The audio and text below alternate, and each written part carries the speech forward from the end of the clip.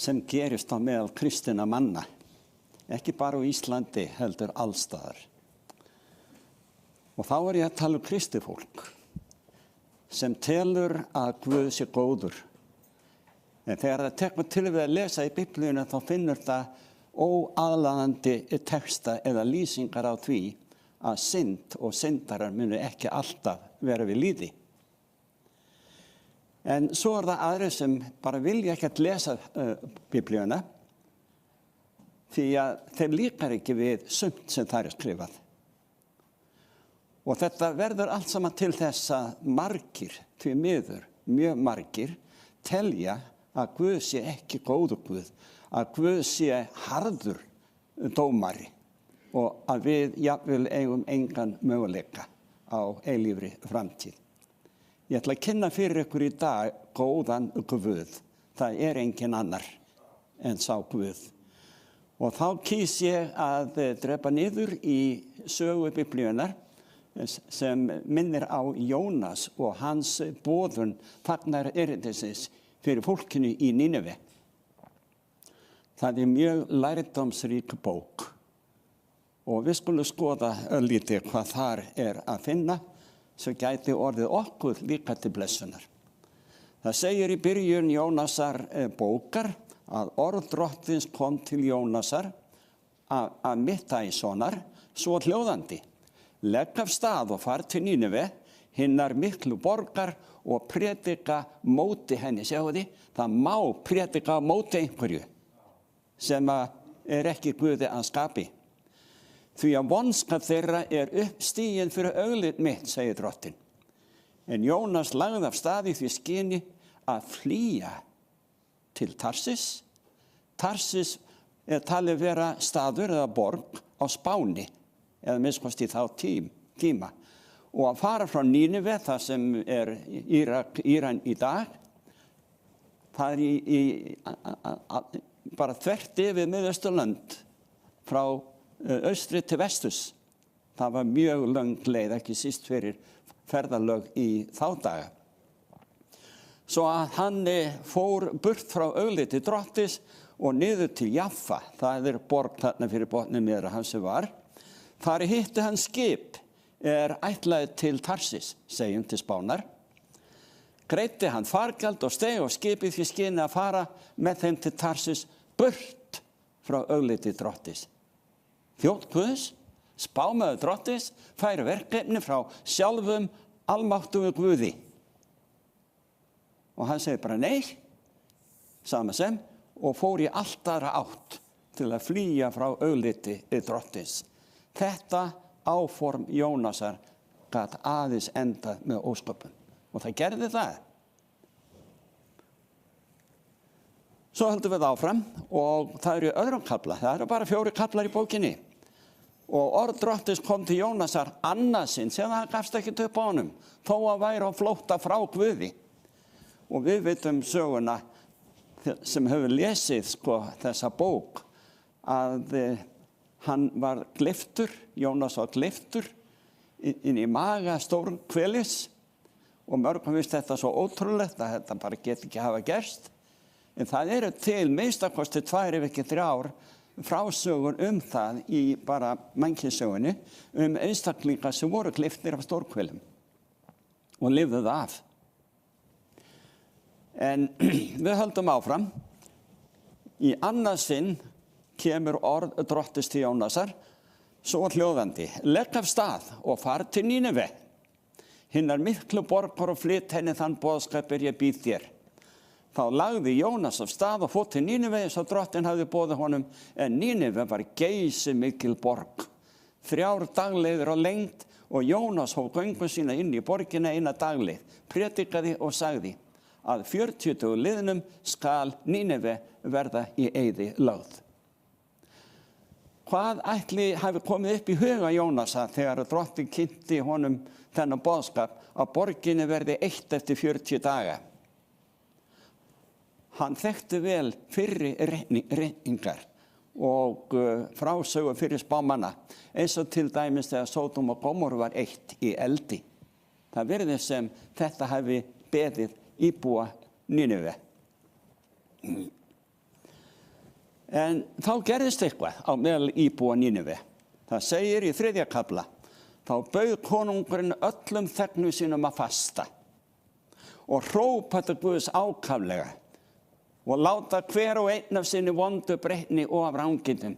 Hugsið ykkur, þeir hafa hönd haft.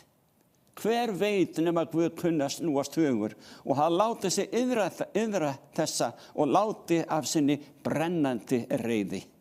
Svo við förumst ekki.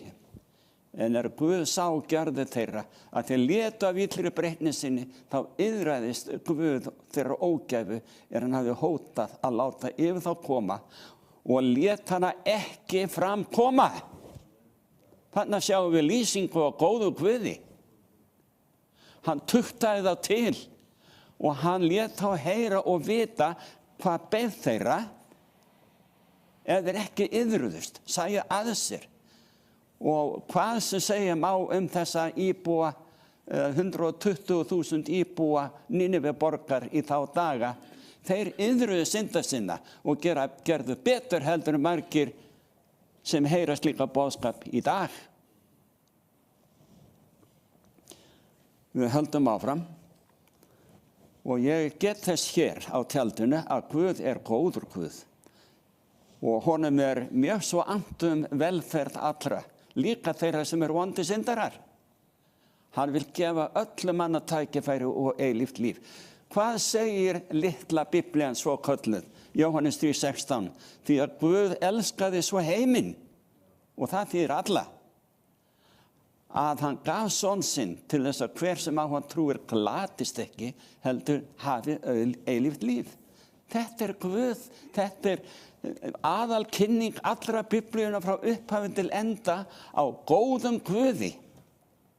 Hvernig stendur það á því að kristið fólk svo oft í dag, ég segi kristið vegna þess að hinum vorkunn, þeir hafa ekki heyrt, segja múslimanna og búddatrúar eða bara vantrúafólk vísur heiminn sem hafi ekki kynnst þessum góða Guði.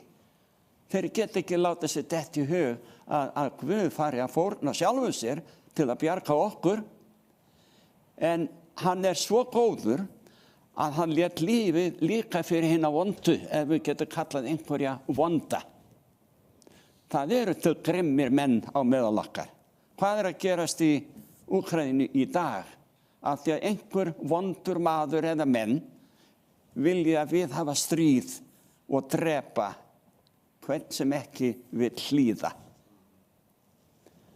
Svo Drottinn vill gefa öllum annað tækifæri og eilíft líf. Og það sagan sem við eigum að taka inn í hugskot okkar þegar við lesum Jónasar guðspjall. Eða fagnaðarerindið fyrir Jónas, sem var reyndar fagnaðarerindi Drottins. Förum yfir í 4. kaflan. Jónasi mislíkaði þetta mjög og var reiður. Hvað að gerast? Spámaður Guð sem falið verkefni að bjarga fólki, hann reiðist yfir þessu verkefni. Hann reyndi að flýja frá þessu verkefni. Og Guð kallaði hann samt aftur og gaf hann sama verkefni aftur. Svona agar hann okkur til ef við leyfum honum að tukta okkur til. Og hann bað til Drottins og sagði, æ Drottinn, kemur nú ekki að því sem ég hugsaði, meðan ég var enn í mínu landi.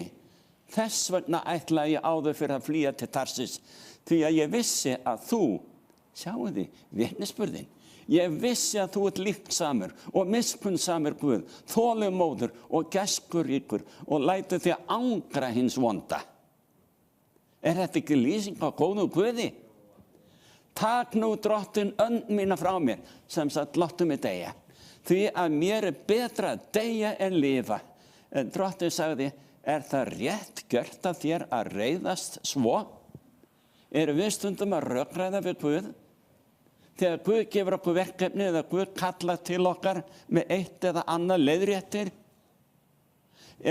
okkur þá ekki gjarnt að telja að þetta sé ekki frá Guði komið. Þetta eitthvað annað afl. Við eigum að hlusta á Guð, en til þess að geta gert það best, þá verðum við að kynnast honum eins og honum lýst í heilagri ritningu. Svo segir áfram frá 5. versi í 4. kafla, því næst fór Jónas út úr borginni. Þá var hann búinn að boða og bjóst fyrir austan borgina. Þar gjörði hann sér laufskála og settist undir hann í forsælunni og beið þess að hann sæi hvernig borginni reiddi af. Hann var viss að henni yrði eitt. Hann var búinn að predika það, að boði Guðs.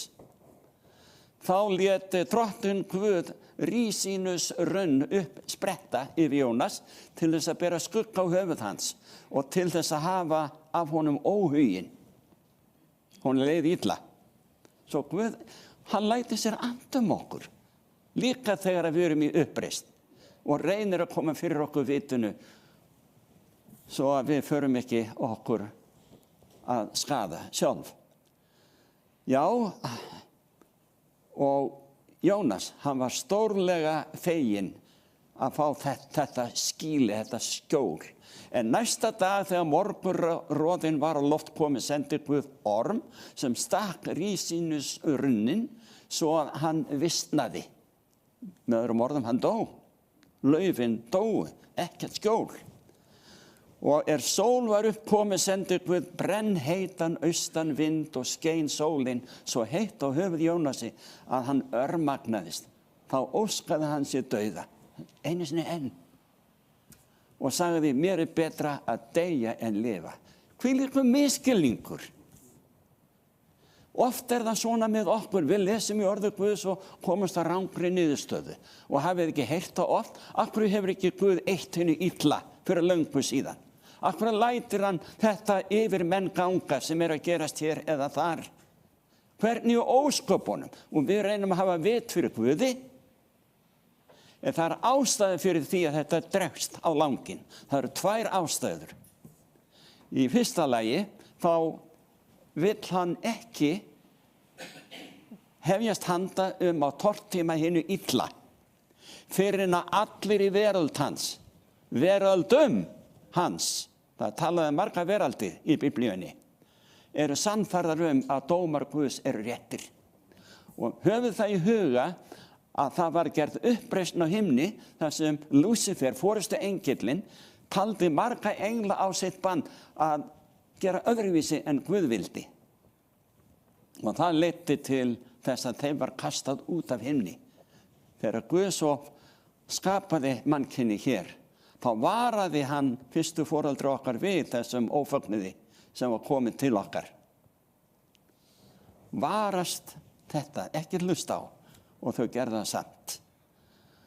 Og ef að Guð hefði eitt Satan strax, ef hann hefði eitt Adam og Evu þarna strax við þeirra synd, þá hefði endalaust alla eilíð verið viðloðandi sú skröksaga sem Satan kom af stað á himnum, að Guð harðstjóri. Og þá hefði fagnaðurinn ekki fengið að koma af stað. En einnig Guðdóminum tók að sér að kalla sonur Guðs og fæðast á meðal manna og taka á sig syndasektina sem við annars yrðum að taka á okkur. Eilífan dauða, sem kallar í Upprunabókinni hinn annar dauði. Það getur vel verið við deyjum núna áður en Kristur kemur. Það skiptir engu máli. Því að þegar hann kemur, ef við höfum meðtekið hans hjálpræði, þá munum við rísa upp þegar hann kemur og fara með honum inn í himinin. En við skulum bara halda áfram og það segir þarna frá 9. versi, þá sagði Guð við Jónas, það rétt gjört að þér að reiða svo vegna Rísínus runnsins? Við viljum oft hafa vit fyrir Guði og útskýra af hverju þetta og af hverju hitt, þegar við höfum ekki hugmyndum eða vit á því sem Guð að gera. Hann svaraði, það rétt að ég reiðist til dauða. Aumingja spámaðurinn, hann var svo gjörsamlega út að aka, misskildi allt, gerði allt þvert gegn Guði, eins og okkur svo tamt að gera, oft og einatt. Leksían fyrir Jónas, eða Jónas, og reynslu hans með fólki í Nínive leksía fyrir okkur í dag, ekkert síður. Svo segir, en drottinn sagði, þig tekur sárt til rísínus runsis sem þú hefur ekkert fyrir haft og ekki uppklaki sem ós á einni nóttu og hvarf á einni nóttu.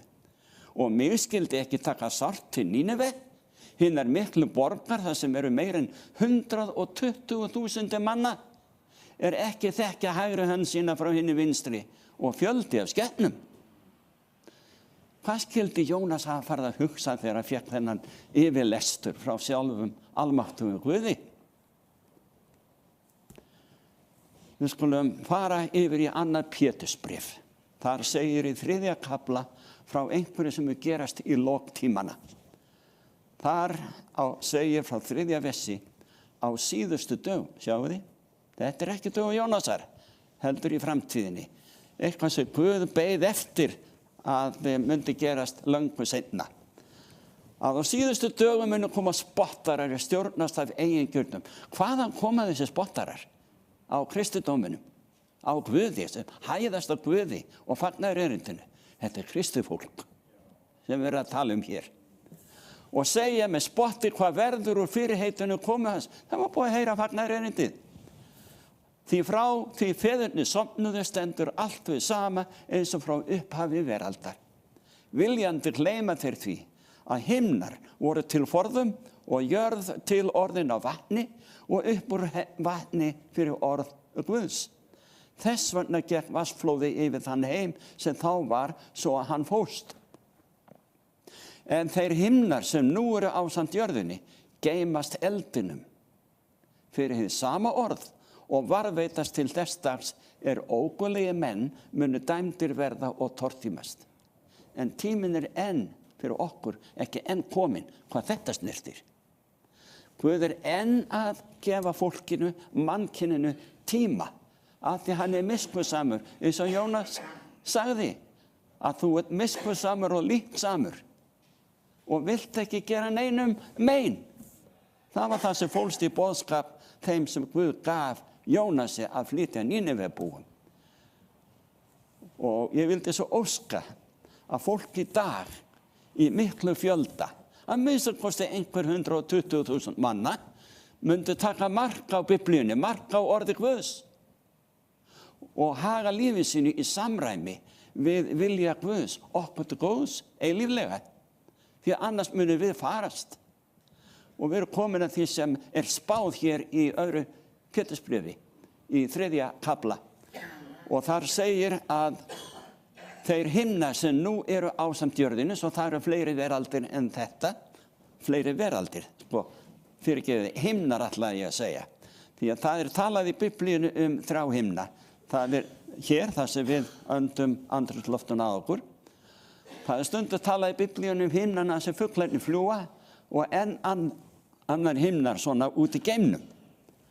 Og svo bara himnarnir þann sem Guð En himnarnir sem hér og geymast eldinum, það það sem menn hafa farið. Það út í geimin. Og andrúmsloftið allt þar undir og til okkar. Við köllum það allt saman mismunandi himna. Og þetta geymist til þess dags ógurlegir menn mun dæmdir verða og þetta allt tortímist. Verður allt hreinsað. Og ég fer ekki út í það núna en Guð ætlar að skapa á ný og nýja jörð, stærri jörð og dásamlegri, jafnvel, ef hægt að segja að eitthvað sé dásamlegra en áður fyrir sem Guð hefur skapað. Og það segir þannig í framhaldi í öðru Pétursbréfi, ekki drottið seinna á sem fyrir heitið.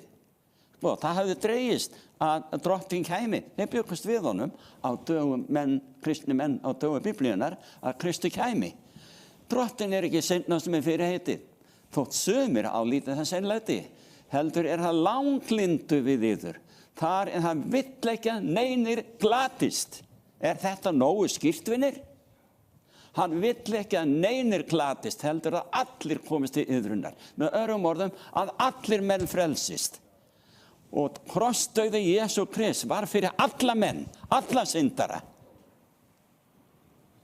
Svo segir í 10. versi, en dagur drottins mun koma sem þjófur og þá munu himnarnir með miklu gný líða undir lok, frumefni sundur leysast í brennandi hita og jörðin og þau verk sem á henni eru upp brenna. Þar allt þetta fest þannig, hversu ber yður þá ekki að ganga fram í heilagri, breytni og guðrætni. Guð þolinmóður. Hann bara bíður og bíður í það endalausa að því okkur virðist. En það kemur að reikningsskilum. Og það þegar þetta gerist, að eldur fellur á himni ofan og tortímir öllu vondu, allri ílsku, allri synd og því miður líka þeim syndurum sem hafa hafnað hjálpræði hans. Af því það ekkert annað að ræða.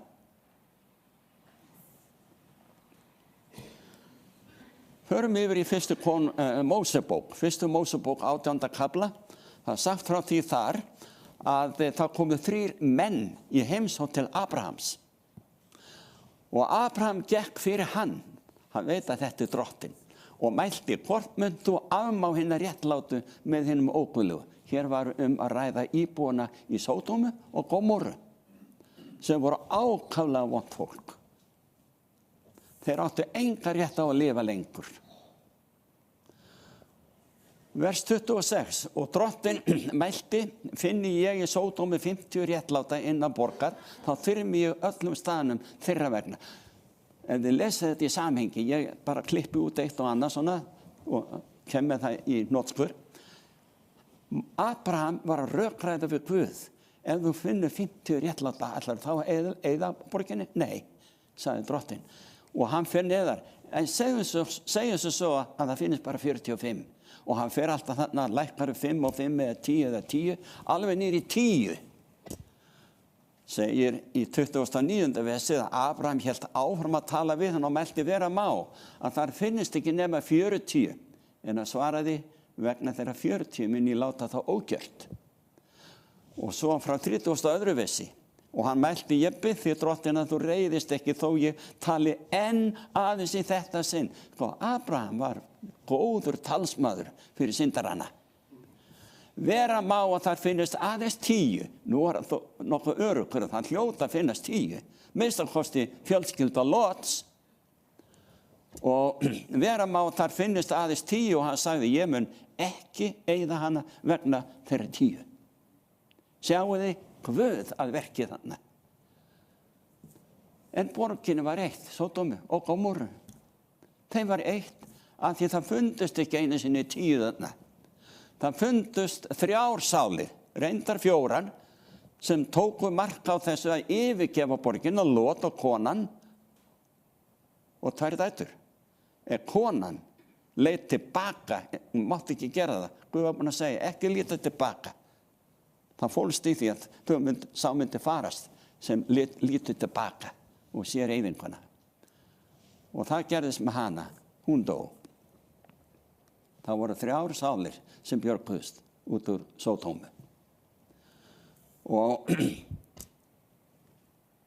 hugsið ykkur, alltaf og ítrekka var verið að skora á Guð, ekki vera svona harður, það gæti verið aðeins færri, bjargaði þá öllum vegna þeirra váu. Og Guð var alltaf tilbúinn. Það bara fyrirfundust ekki margir. Og hvað skyldu margir fyrirfinnast í dag á Íslandi? Sem að munu hrópa af gleði þegar Kristur birtist í skýjum himinsins. Mun það vera Kristi fólk? Vonandi svo margir að það telst ekki 10 eða 100 eða fáinum þúsundum, heldur mjög mörgum þúsundum. Skyldu einhverju vera þar á meðal sem þykjast vera öruggir að drottinn sé komin til að sækja þá eða þau sem vilja ekkert hafa með söm boðorðin að gera sem þó eru stjórnarskrá Guðs ríkis. Hugsaðu málið. Það nefnilega boðað af kristnu fólki, af mörgum prestum og kennimönnum. Við ekkert hafa áhyggjur af þessu boðorðum. Þetta bara lögmálsstyrkun. Og svo farið að tína til, ef spurtur eins og til dæmis hver, eru óþörf. Þá alltaf tekið til af sumum 4. boðorði. Það ekki í dag í gildi, segja þeir. En Jesus sagði, ef þeir elski mig, munu þeir halda boðorðum mín. Jesus sagði í Opinberunarbókinni, þetta með síðustu orðum Biblíunnar í 22. kaplanum, sjá, ég kem skjótt og launin hef ég með mér til að gjalda hverjum og einum eins og verk hans er. Sælir eru þeir sem þvo skikkjur sínar. Þeir fá aðgang að lífsins tré. Það er ekki verið að tala venjulega þvott með sápu og slíku. Það er verið að tala að íklæðast réttlæti, flekklausu réttlæti, sem okkur verður gefið. Réttlæti Jesú Krist, því að okkar réttlæti, því er lýst í Biblíunni sem ranglæti, óhrein tuska. Og þeir eru sælir sem þvo skikkjur sínar, það er að segja, í blóði lamsins. Hans blóð, sem Jesú Krist, sem að við tilengum okkur eilíflegra til bjargar. En svo segir að, já, þeir mega þessi sem meðtaka, þeir fá að ganga inn hliðin, inn í borgina. En svo tek ég hérna saman í 15. versi úti í gista, frillulífis mennirnir og morðingjarnir og skurgu og dýrkendurnir og hver sem elskar og iðkar lygi. Ég var að tala við þurfum að taka á móti öllum sannleikanum. Við þurfum að hafa í heiðri öll boðorðin, ekki til þess að bjargast, ekki til þess að frelsast, því að þú getur aldrei haft þau í heiðri svo að kallast mætti réttlæti eða réttlátt lífverðni. Það er ekki hægt. Ekki, syndari getur það ekki. En við getum þráð að vilja það, við getum þráð að vera hlýðin, en það er ekki þessi hlýðinni sem dugar. Það er Krists réttlæti og hans hollusta við sína eigin stjórnarskrá, því að hann er konungur hins eilífðar ríki sem hann kemur til þess að boða okkur. Ég ætla ekki að hafa þetta mikið lengra í dag, vinir. En Lexían, boðskapur Jónasar sem honum var gefið að flytja fólkinu í Nínevi, var til þess hversu mikið sem hann streittist á móti að gera þetta. 120.000 manns til bjargar. Hugsið ykkur. Við höldum áfram hér í boðunarkirkjunni að boða sannleikan eins og hann er í Guðs orði og að búa fólk undir í vantrúuðu umhverfi að það er ekki allt sem sýnist. Margir eiga nöfnin sem skráði kirkjubækur einhverja trúfélaga. Það hefur ekkert að segja. Því að það er aðeins útelt blóð Jesú Krists. Og nöfnin okkar skráði hans blóði í lífsins bók sem gildir. Við eigum allt undir honum komið. Sá Guð sem við boðum og prédikum er góður Guð. Og hann fer að koma aftur inn að skams að ná í þegna sína sem þegar þar að kemur hafa kosið Krist. Mætti Guð hjálpa okkur til þess að meðtaka allt orð Guðs.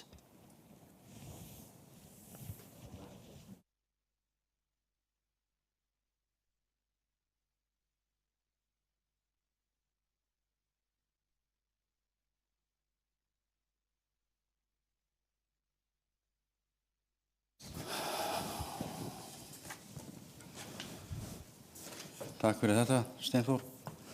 Hvað er hljómsveitin?